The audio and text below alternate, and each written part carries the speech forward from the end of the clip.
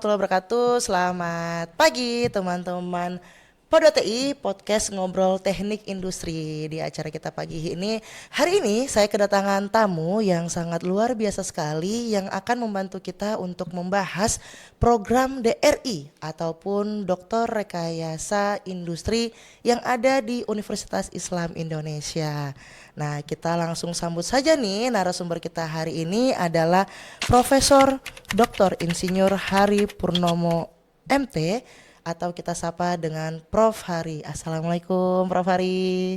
Waalaikumsalam warahmatullahi wabarakatuh. Waalaikumsalam. Sehat Prof? Alhamdulillah sehat. Alhamdulillah sehat. Nah, Prof. Hari ini kesehariannya beliau adalah salah satu profesor di program DRI. Tapi tentu saja beliau punya kesibukan yang lain nih. Boleh dong Prof dikasih tahu ke Sobat Teknik Industri ini aktivitas-aktivitas Prof. Hari di keseharian maupun di kampus atau mungkin ada aktivitas di luar yang non kampus Prof. Ya, terima kasih Mbak. Ini suatu penghargaan bagi kami diundang di sini. Jadi kami mendapat amanah dari universitas menjadi dekan ya, Fakultas Teknologi Industri, dan ini adalah dekan kami yang periode kedua dan nanti 1 tahun lagi akan berakhir sebagai dekan. Yang kesibukan kami adalah ya mengelola fakultas ini, dan ada beberapa kesibukan kami di luar ya yang tentunya terkait dengan pendidikan, yaitu akreditasi. Oke, baik. Nah, tadi kan saya sempat membahas bahwa kita akan membahas tentang DRI ini Prof ya. Boleh dong Prof disampaikan ke sobi-sobi ini, DRI itu apa sih Prof?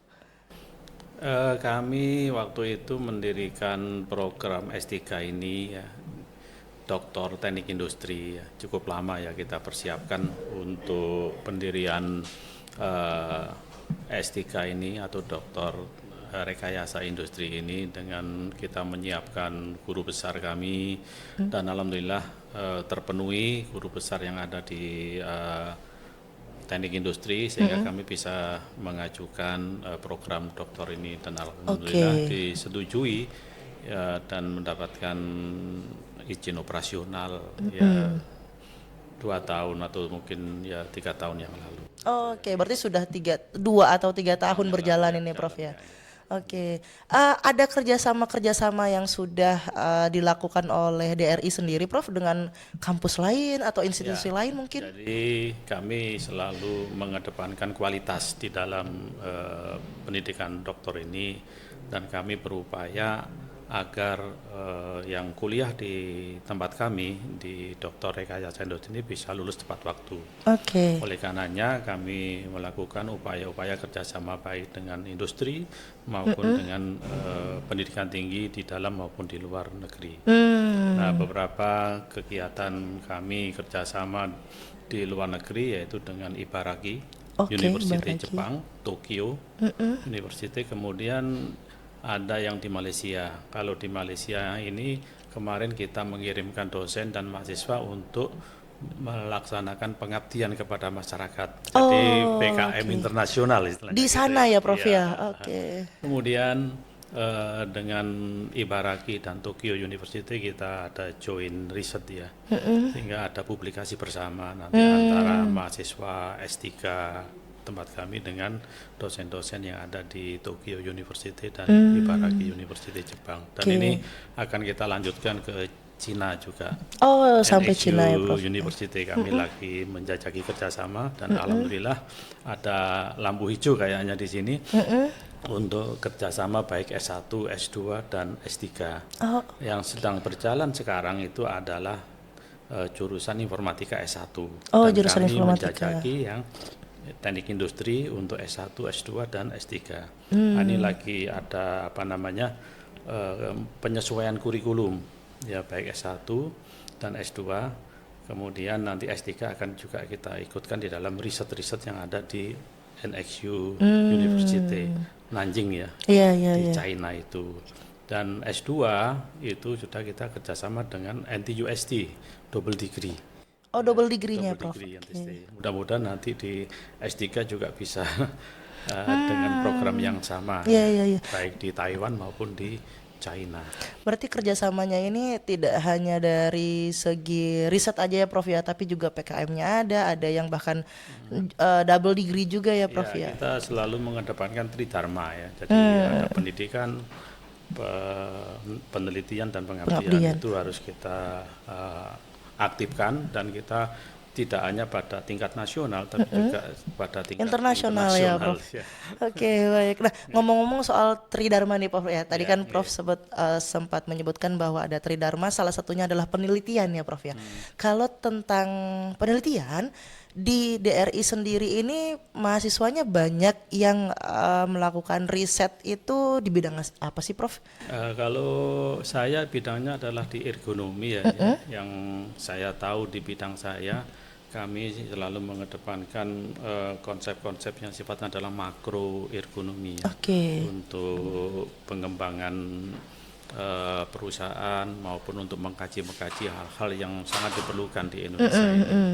Dan kami tidak hanya pada kajian-kajian, tapi ada hubungan antar kajian-kajian yang lainnya. Oke. Gitu. Di yang saya bimbing ini, alhamdulillah sudah ada yang lulus tepat waktu ya, tepat waktu, dan mau ujian terbuka gitu ya, itu mengkaji UMKM gitu ya, yang ditinjau dari aspek makro ergonomi. Dan masih banyak lagi kajian-kajian mahasiswa kami ya, di S3, saya sebagai promotornya itu untuk menyelesaikan persoalan-persoalan yang ada di Indonesia. Nah, mungkin ada sobi kita yang nggak paham tentang makroergonomi ini, Prof. Nih.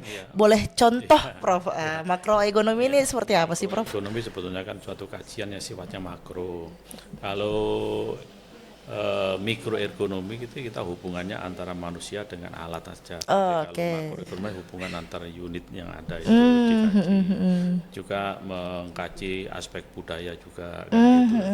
Dan di sini ada satu kajian yang cukup menarik ya, di yang saya bimbing itu mengkaji tentang aspek budaya Yogyakarta terkait dengan desain desain yang ada di Jogja itu dikaitkan dengan budaya Jogja. Desain, oke, oke. Desain ini dalam hal desain alat atau Desain alat. desain alat ya?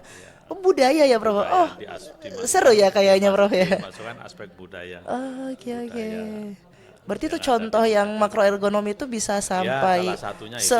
seluas itu ya, Prof ya. Salah satunya itu. Oke, oke, oke, baik.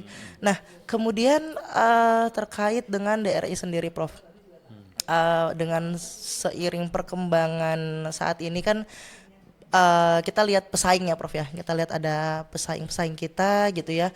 Kalau kita lihat dengan perkembangan teknologi, perkembangan dunia pendidikan saat ini gitu ya, Prof ya.